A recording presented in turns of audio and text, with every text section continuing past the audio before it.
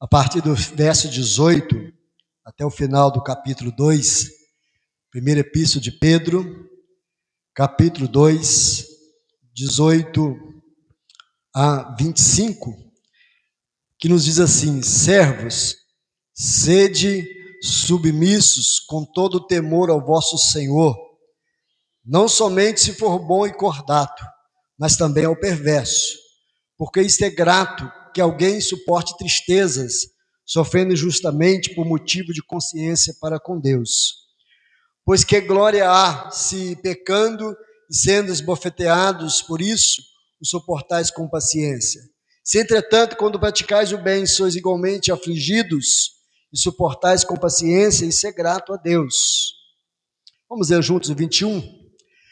Porquanto, para isto mesmo, fostes chamados, pois que também Cristo sofreu em vosso lugar, deixando-vos exemplo para seguirdes os seus passos, o qual não cometeu pecado, nem dolo algum se achou em sua boca, pois ele, quando ultrajado, não revidava com ultraje, quando maltratado, não fazia ameaças, mas entregava-se àquele que julga retamente, carregando ele mesmo em seu corpo, sobre o madeiro, os nossos pecados, para que nós, mortos para os pecados, vivamos para a justiça.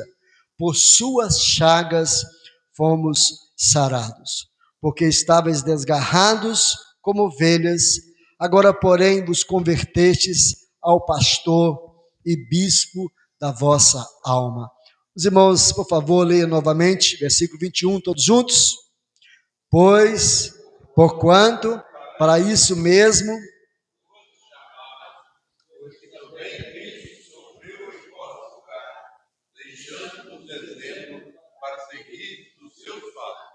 aleluia. Vamos ler mais uma vez, para ficar bem gravado. Porquanto, para isto também fostes chamados, pois que também Cristo sofreu em vosso lugar, deixando-vos exemplo para seguirdes os seus passos. Amém? Meus irmãos, há uma frase bem conhecida aqui na nossa igreja, que os irmãos já acostumaram ouvir da boca do pastor, que eu sempre digo que não há nenhum caminho que eu percorra que Jesus não tenha percorrido antes. E sempre uso esta frase porque, para mim, essa frase, ao mesmo tempo que ela é confortadora, ela é desafiadora, ela me desafia a continuar e a trilhar o caminho do Senhor, por mais árduo, por mais difícil, por mais situações adversas que eu venho encontrar na caminhada, eu posso olhar para Jesus, o meu mestre, e perceber que não há nenhum caminho que eu percorra que ele já não tenha percorrido antes. Uma das maiores dificuldades da caminhada cristã é muitas vezes imaginarmos que estamos atravessando caminhos que ninguém conhece. Eu estou atravessando um caminho, estou passando uma situação que ninguém conhece. E às vezes, diante dos homens mesmo, às vezes passamos lutas secretas, lutas não visíveis pelos homens, talvez até mesmo as pessoas mais próximas de nós não percebam o que nós estamos passando, mas é bem verdade de que alguém nos observando, alguém nos olhando e alguém nos apoiando, alguém nos ajudando, porque esse alguém é alguém que já percorreu esse caminho anteriormente. Esse alguém é o Senhor Jesus. A grande verdade do Evangelho é essa: antes de colocarmos nossos pés em qualquer caminho, Jesus já colocou dele. Antes de nós colocarmos o nosso pé para a trajetória da vida cristã, Jesus colocou o seu pé. E Jesus atravessou várias situações na nossa vida que nós enfrentamos no dia a dia. Jesus é alguém que conhece o caminho. Jesus é aquele que conhece o caminho da dor. aquele que conheceu o caminho da rejeição, por exemplo, né? É ele que conhece muitas vezes o caminho da solidão, o caminho da tristeza, da angústia, o caminho da injustiça. Jesus conhece a estrada em vários caminhos. E eu anotei aqui algumas situações, alguns caminhos, algumas etapas da vida de Jesus, embora sejam tantos momentos que Jesus percorreu, mas alguns momentos que eu queria perceber com os irmãos, que Jesus, por exemplo, ele percorreu o caminho da humildade através da manjedoura, né? Jesus percorreu o caminho da humildade através da manjedoura, porque antes de Jesus caminhar pelas ruas da Palestina, ele caminhou no caminho da renúncia. Paulo diz que ele negou a si mesmo, assumindo a nossa forma de homem. A manjedoura nos ensina que Deus trabalha através da humildade, e Jesus percorreu esse caminho do lugar menos favorecido, né, do lugar humilde, do humilde começo, de uma situação precária. E o texto diz que não havia lugar para ele, né, nenhuma hospedaria, e o que foi ofertado para o seu nascimento foi apenas uma pequena manjedoura, pois Jesus passou por este lugar. Talvez você olhe para a sua vida e diz: o meu começo foi difícil. Não foi só o seu começo que foi difícil, o começo de Jesus também foi difícil. A trajetória de Jesus passou pela manjedoura. Nem todo caminho de simplicidade, irmãos, é abandono de Deus. Nem todo caminho de simplicidade, né, é algo que mostra que nós somos menos amados. Às vezes a manjedoura é o lugar onde Deus começa grandes propósitos. E o grande propósito de Jesus, seu ministério, começou numa simples manjedoura. Jesus percorreu o caminho da manjedoura. Aí você vai olhando para a história de Jesus, por exemplo, ele percorreu o caminho do deserto, onde ele foi tentado por Satanás. Depois de um tempo de consagração ao Senhor, e ele teve fome, Satanás se aproxima, Satanás o pressiona, Satanás lhe oferta tanta coisa, Satanás, lhe coloca tantas situações, as quais ele é tentado por Satanás ali, mas ele vence naquela trajetória, naquele caminho deserto, com a sua vida espiritual intacta diante do Senhor. Ele não pecou diante da tentação de Satanás. Então, quando você atravessa um caminho que você diz: pastor, eu estou sendo tentado a isso, né? Eu estou sofrendo uma pressão em relação a isso. Jesus já passou por esse caminho do deserto. É um deserto. Você não conhece a minha vida, pastor, o deserto que está, a pressão que está, a dificuldade que está. Pois eu te informo que Jesus, ele passou pelo deserto. Ali ele enfrentou fome, solidão, tentação. E também ali no deserto não significava a ausência do Pai. Pelo contrário, o deserto era parte de um propósito especial do Senhor, do ministério de Jesus. Quando Jesus permite que eu e você passemos pelo caminho do deserto, muitas vezes é um treinamento que Deus está nos dando. Quer ver uma outra situação que Jesus percorreu? Jesus percorreu o caminho do Getsemane.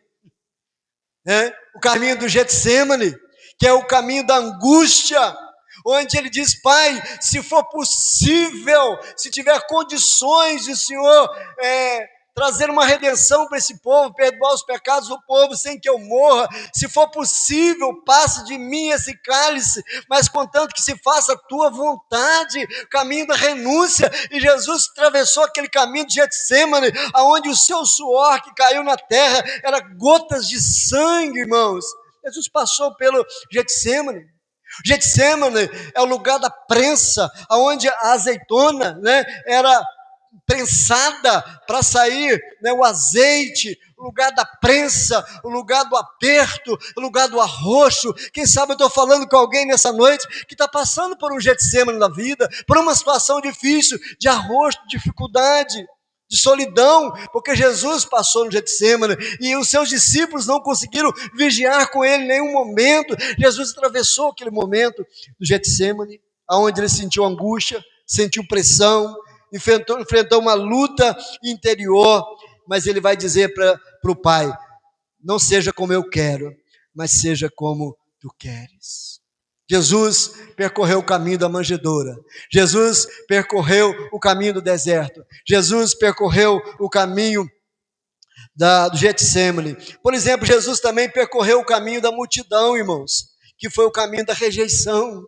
A mesma multidão que ia ao encontro de Jesus, que ia nos eventos, ia nas grandes aglomerações que Jesus estava, e a mesma multidão que vai estender ramos, né, ali na entrada triunfal de Jesus de Jerusalém, a mesma multidão que vai cantar Hosana, Hosana, bendito que vem em nome do Senhor, é a mesma multidão que vai rejeitá-lo quando diz, soltem Barrabás, e o que eu vou fazer de Jesus chamado Cristo? A multidão vai gritar, crucifica-o, crucifica-o. A rejeição, Jesus passou pelo caminho da rejeição, ele trilhou um caminho assim.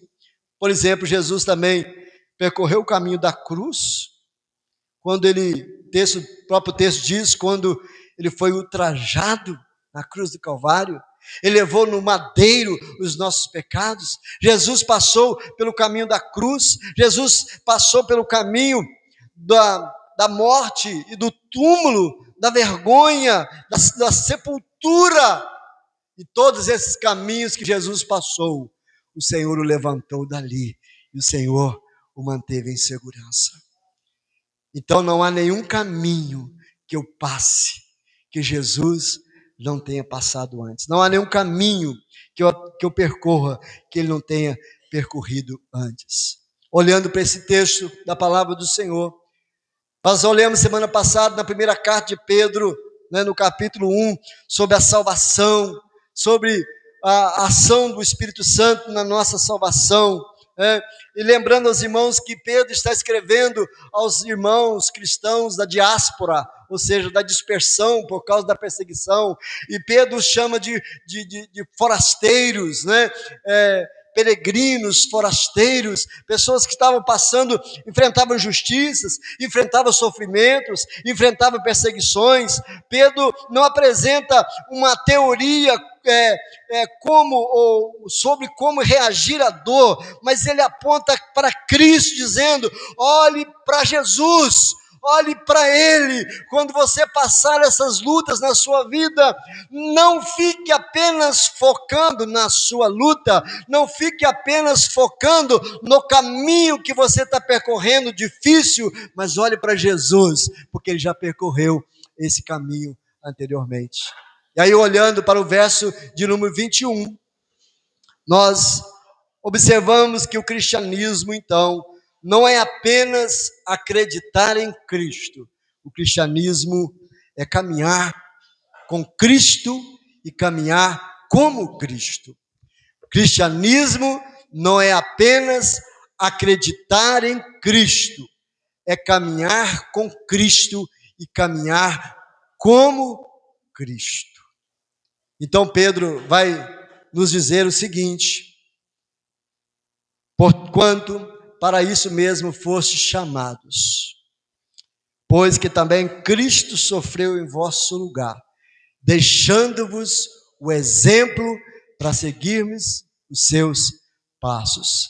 Algumas lições e algumas aplicações que eu queria olhar para esse texto, irmãos, então compartilhar com os amados nessa noite, desse caminho que Jesus percorreu, desse caminho que Ele nos conclama a percorrer a cada dia. Em primeiro lugar, irmão, Jesus nos ensina aqui, Pedro nos ensina nessa palavra, que Jesus aprendeu a caminhar em santidade em meio ao mundo hostil.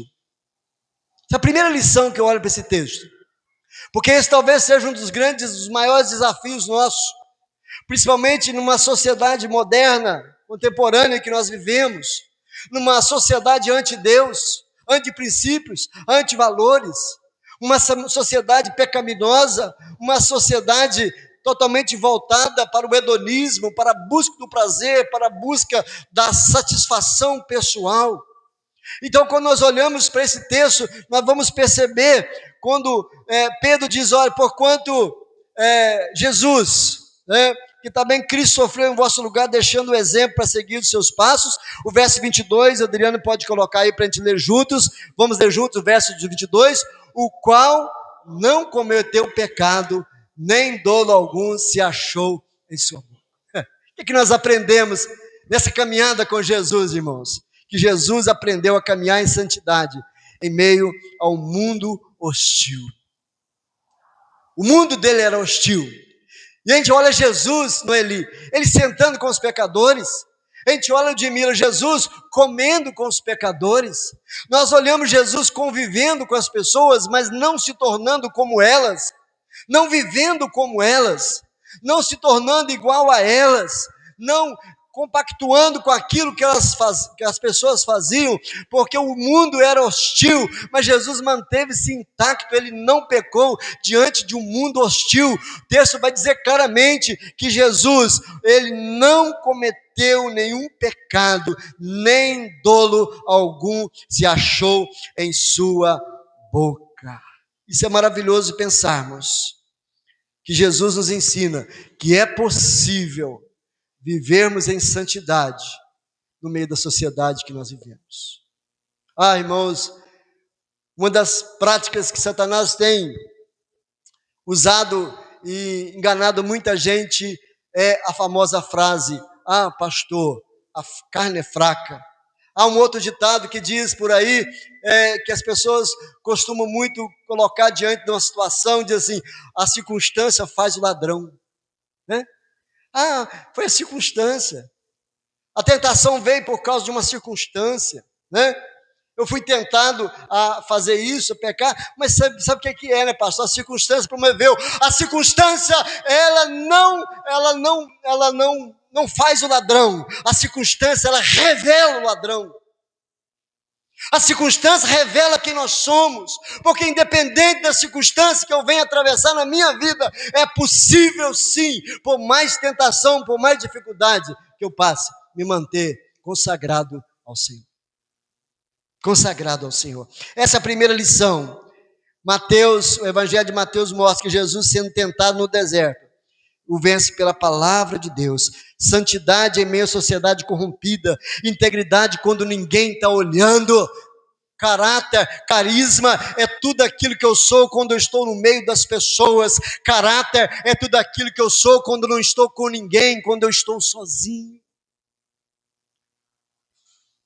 Pense que a sociedade de Jesus, irmãos, não trabalhava de alguma forma, ele vivia numa situação onde todas as ciladas possíveis eram colocadas diante dele para ver se ele caía, para ver se achava algum meio de acusá-lo, mas Jesus manteve-se consagrado no meio de uma sociedade hostil,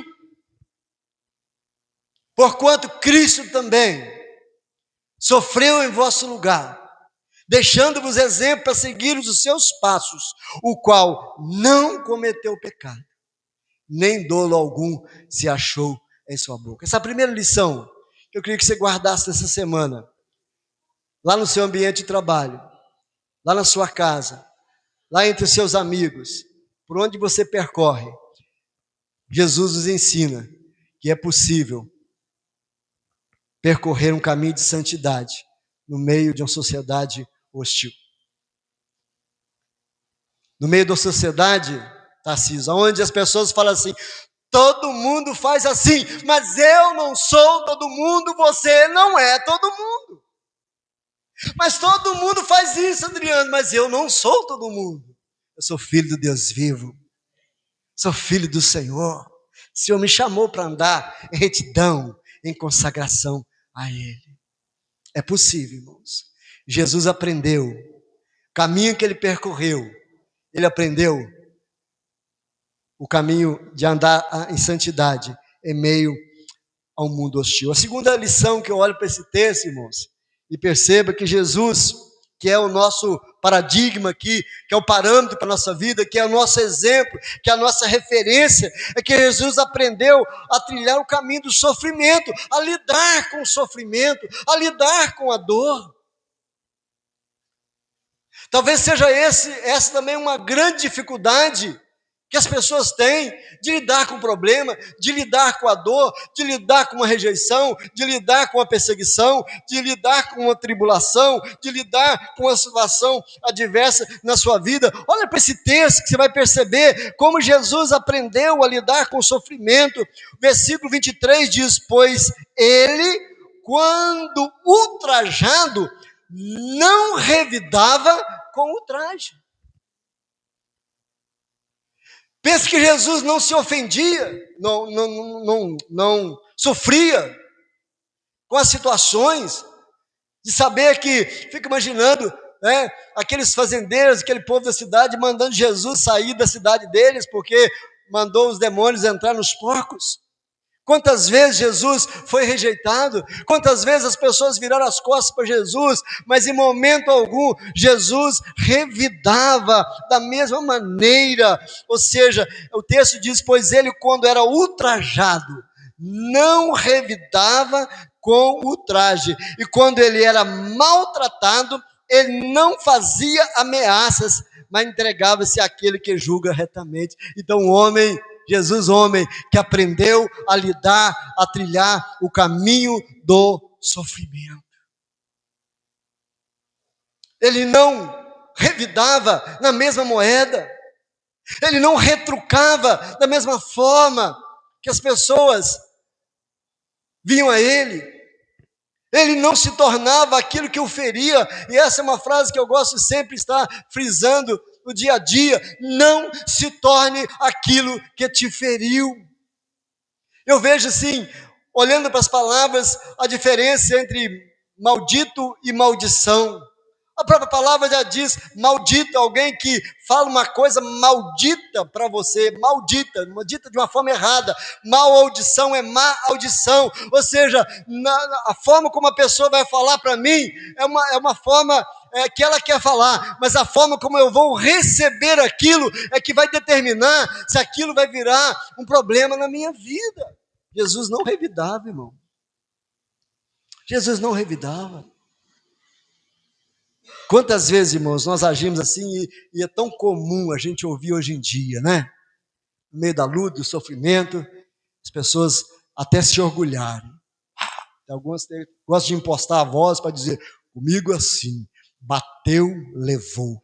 Não leva desaforo para casa. Tem gente que tem essa mania, se ostenta isso como se fosse algo bonito, como se isso fosse algo maravilhoso. Alguém se levantar e falar: comigo assim, bateu, levou.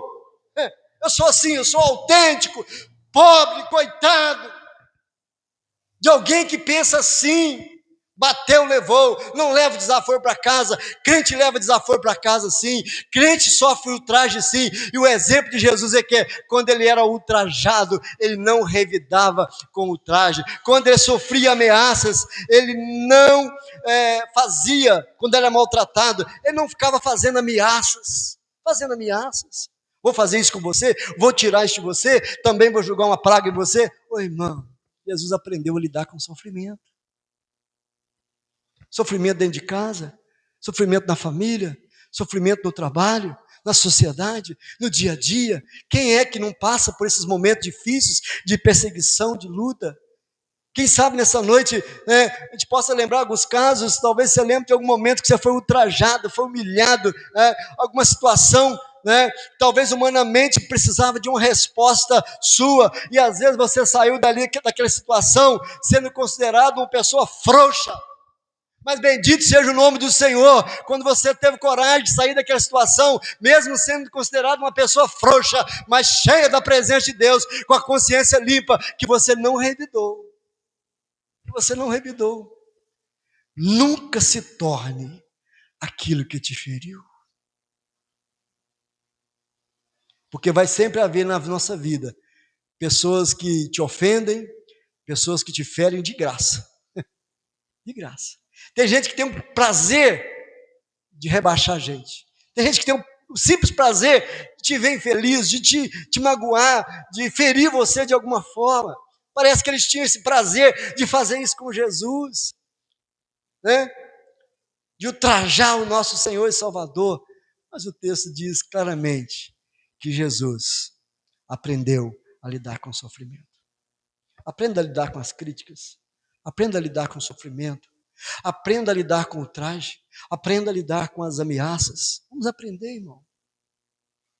E aí a terceira lição que eu olho para esse texto, irmãos, é consequência dessa, que Jesus aprendeu a trilhar o caminho do sofrimento e aponta algo extraordinário. Como que ele fazia para lidar, então, com essas questões? O texto diz no versículo 23, texto diz: pois ele, quando ultrajado, não revidava com ultraje, quando maltratado, não fazia ameaças, mas entregava, vamos dizer juntos? Mas entregava-se àquele que julga retamente. Olha que coisa linda. Mas ele entregava-se àquele que julga retamente. Esta era a confiança de Jesus. Essa era a forma. Porque nem toda batalha, meu irmão, precisa ser vencida com palavras. Creia nisso. Nem toda batalha precisa ser vencida com palavras. Há algumas batalhas que são vencidas com silêncio, com maturidade, com confiança em Deus. Jesus diz que entregava, Pedro diz que ele entregava-se àquele que julga retamente. A força de Jesus diante do sofrimento estava na sua confiança no Pai. Ele sabia que Deus estava no controle. Por isso que na cruz Jesus declarou: Pai, em tuas mãos eu entrego o meu espírito, porque ele descansava em Deus. A confiança em Deus foi capaz de fazer com Jesus dizer: Pai, em tuas mãos eu entrego o meu espírito. A minha confiança de que só estou aqui é por um propósito do Senhor. Nós precisamos aprender a lidar com o sofrimento, como Jesus aprendeu a lidar, a não revidar, a não ser levado por ameaças, a não agir como as pessoas agem conosco, mas levar toda a causa diante do Senhor. Ele não revidava com ultraje, ele não revidava as ameaças, pois ele, quando ultrajado, não fazia assim, mas entregava-se. Não era apenas uma causa que ele entregava. O texto diz que ele entregava a sua pessoa, àquele que julga retamente. Pare de entregar apenas suas causas ao Senhor, entrega você a Ele. Entregue você a Ele, sua vida como um todo. Talvez essa seja uma grande dificuldade, que nós queremos que as nossas causas sejam resolvidas e nós passamos a entregar as nossas causas. Sabe por que nós temos dificuldade de lidar com o sofrimento? Porque a nossa vida, que é o mais importante, temos dificuldade de entregar ao Senhor. Entrega a Ele. Há um hino maravilhoso que o coral canta: não tenha sobre ti nenhum cuidado, qualquer que seja, pois somente um seria muito para ti. É meu, somente meu, todo o trabalho. E o teu trabalho é fazer o quê? É descansar em mim. Descanse no Senhor. Jesus sabia, irmão, que não caiu aqui na terra de paraquedas. Ele sabia que a sua vinda aqui na terra tinha um propósito eterno. Ele sabia exatamente quem era o Pai. Nós precisamos conhecer mais quem é o nosso Pai. Aquele que julga retamente, não segundo a nossa justiça, não segundo o nosso meio, mas segundo a sua reta justiça. Essa é uma terceira lição, uma segunda lição do sofrimento, que é a confiança em Deus. Jesus aprendeu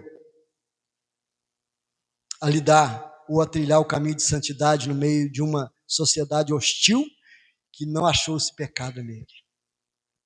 Jesus aprendeu a lidar com o sofrimento, tendo essa confiança em Deus. Mas Jesus aprendeu também, irmãos, algo maravilhoso no seu sofrimento, que Jesus aprendeu a usar a sua dor para curar. A usar a sua dor para curar. Olha o que diz o texto. Maravilhoso que diz em versículo 24. Carregando ele mesmo em seu corpo, sobre o madeiro, os nossos pecados, para que nós, mortos para os pecados, vivamos para a justiça. Jesus aprendeu a usar a dor dele para curar a dor dos outros, a usar o sofrimento que ele estava passando para curar os outros.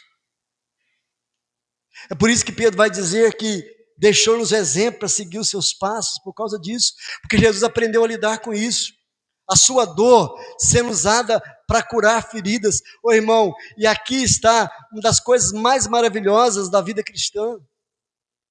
do ministério pastoral. Quantas vezes o pastor está sangrando por dentro, mas Deus está usando para curar a ferida dos outros. Quantas vezes está cheio de problema, e às vezes há situações que às vezes nós estamos vivendo exatamente o problema que a pessoa está vivendo, mas Deus está usando a nossa dor para curar o outro, para curar as feridas dos outros. Jesus usou a sua dor, o seu sofrimento, foi para nos curar, porque Ele levou sobre o madeiro os nossos pecados, para que nós pudéssemos viver a justiça dEle, para que fôssemos curados. E o texto diz claramente: porque pelas suas chagas nós fomos sarados. A dor de Jesus, a rejeição de Jesus, o sangue dele derramado foi para curar a nossa dor, foi para nos curar, foi para nos restaurar. Então para de fazer um altar à sua dor, então para de construir um altar ao teu sofrimento. Use o teu sofrimento para curar outras pessoas, para abençoar outras pessoas. Seja bênção na vida de alguém. E às vezes nós só falamos do sofrimento, da nossa luta. Às vezes Deus está usando a nossa luta para curar alguém, para abençoar alguém. Seja servo no momento do sofrimento. Não se isole na hora do sofrimento.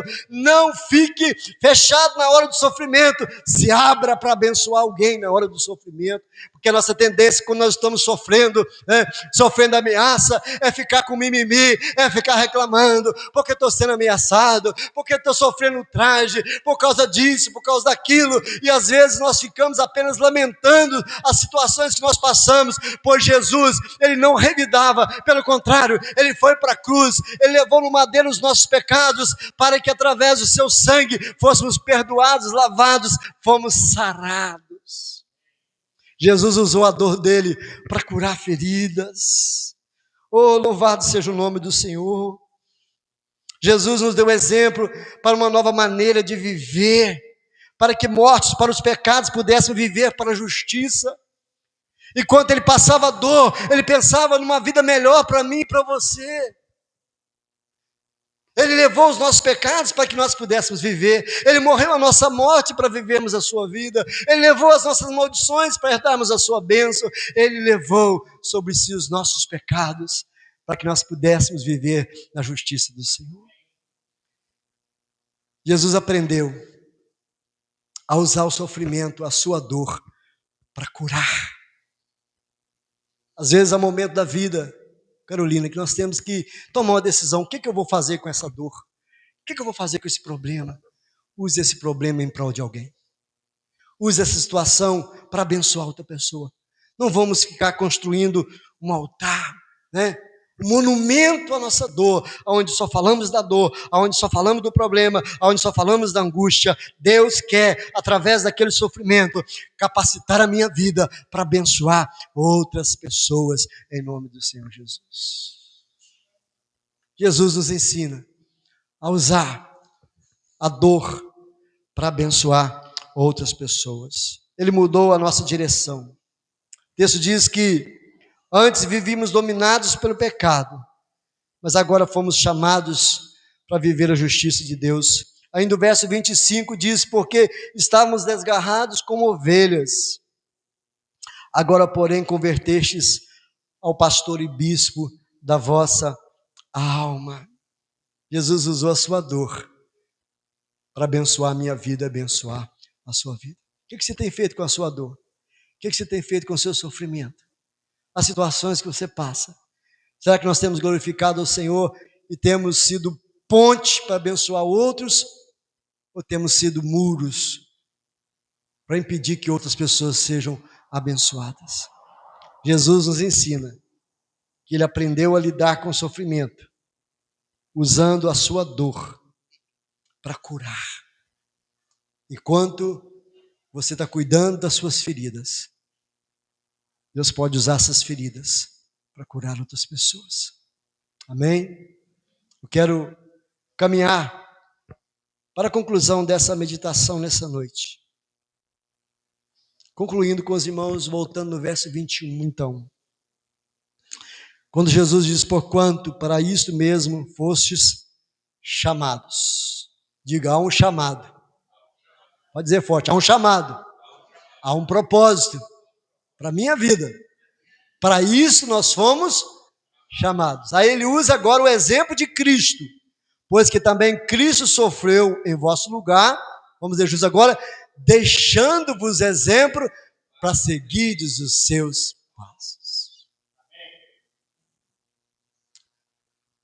Aquele que é referência para nós, nos coloca diante de um desafio. Pedro apresenta Jesus não apenas como Salvador, mas como padrão perfeito de vida que deve ser seguido pelos seus discípulos. O exemplo de Cristo não é apenas para nós admirarmos, mas para imitarmos. Como eu disse, o Evangelho não é apenas nós acreditarmos em Cristo, mas é andarmos com Cristo e andarmos como Cristo andou. É assim que é o padrão do Senhor. Jesus nos deixou as suas pisaduras, ou as suas pisadas para seguirmos. Quando as pessoas olham para a minha vida, para a sua vida, elas conseguem enxergar as pisadas de Jesus? Não sei quantos tiveram já conhecimento, leram alguma coisa de um romance, um livro muito bacana que diz: em seus passos, o que faria Jesus? Eu tenho esse livro, acho que ainda tem ainda. É maravilhoso ler esse livro, é grande desafio ler esse livro. Em seus passos, o que faria Jesus? O que você faz no dia a dia, seus passos em seu lugar, como Jesus ia agir? Como Jesus ia agir em relação à minha vida na igreja, no ministério? E meus passos, como Jesus ia agir em relação à minha esposa, em relação aos meus filhos, em relação à minha casa? E meus passos, como Jesus ia agir no trabalho, no dia a dia, no trato com as pessoas? Em seus passos, o que faria Jesus? Como Jesus agiria se ele estivesse no seu lugar? Pois Pedro diz que ele nos deixou o exemplo para seguirmos os seus passos. Eu quero concluir abrindo em Gálatas capítulo 6 com os irmãos. Gálatas capítulo 6. Quando Paulo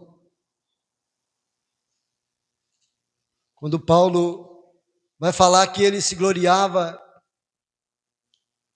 na cruz de Cristo.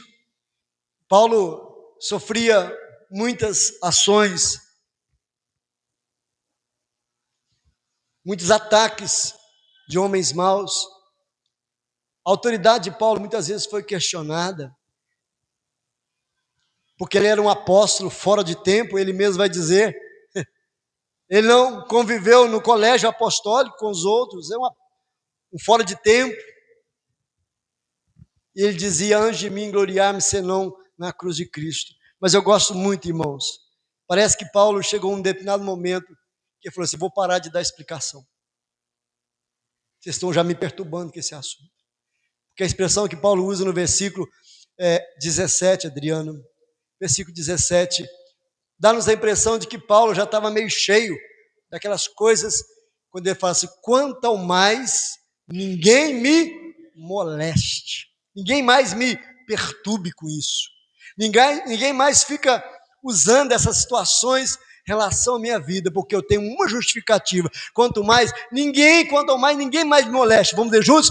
Porque eu trago no corpo as marcas de Jesus. Ei, se eu carrego na minha vida as marcas de Jesus, porque o texto diz que deixou o exemplo para seguirmos seus passos, se nós carregamos as marcas de Jesus na nossa vida, é isso que nos basta, em nome do Senhor Jesus. Não há nenhum caminho que eu percorra que o meu mestre não tenha percorrido antes. Ele passou pelo caminho da manjedoura, do humilde começo, do que é ser humilhado. Ele passou pelo caminho do deserto, onde foi tentado. Ele passou pelo caminho do Getsemane, onde ele foi prensado. Ele passou pelo caminho da multidão, onde ele foi rejeitado. Ele passou pelo caminho da cruz, onde foi ultrajado. Quando ele disse: tenho sede, deram a ele vinagre. O texto diz: quando ultrajado, não revidava com o traje. Passou pela cruz, passou pelo túmulo, a morte. Mas o Senhor o ressuscitou e deu-lhe o nome que está acima de todo nome. Agora Pedro vem e escreve essa palavra diante de pessoas que estavam passando sofrimentos, perseguições, lutas. Não sei qual é a tua luta, mas você sabe. Ele fala a respeito de Jesus mais uma vez. Esse que percorreu antes de nós, mostrando essas coisas para nós. Que Jesus aprendeu a trilhar o caminho da santidade, mesmo diante do mundo hostil. E todo mundo estava fazendo daquele jeito, mas ele não era todo mundo, ele era diferente. Que se assentou com os pecadores, que comeu com os pecadores, mas não se tornou um deles. Louvado seja o nome do Senhor. É possível a gente manter um padrão, mesmo diante dessa loucura que está aí fora. É possível, é possível. Jesus aprendeu a trilhar o caminho do sofrimento, de não revidar, de não fazer ameaças quando ele passava essas lutas, mas de tornar tudo conhecido diante do Senhor. Entregava-se àquele que julga retamente. Meu negócio é com ele, meu trabalho é com ele, me lançando a ele. Jesus aprendeu a usar a sua dor para curar. Jesus nunca fez um altar à sua dor, nunca fez monumento à sua dor, mas ele pegou a sua dor, foi à cruz, levou os nossos pecados, para que pudéssemos ter uma qualidade de vida, viver para a justiça dele. Pelas suas pisaduras fomos sarados. Se nós somos curados hoje, nós cantamos nessa noite, a cruz me libertou, a cruz me libertou. Se fomos curados, foi por causa da ferida de alguém. Então vamos parar de achar que a nossa ferida é mais importante que a do outro.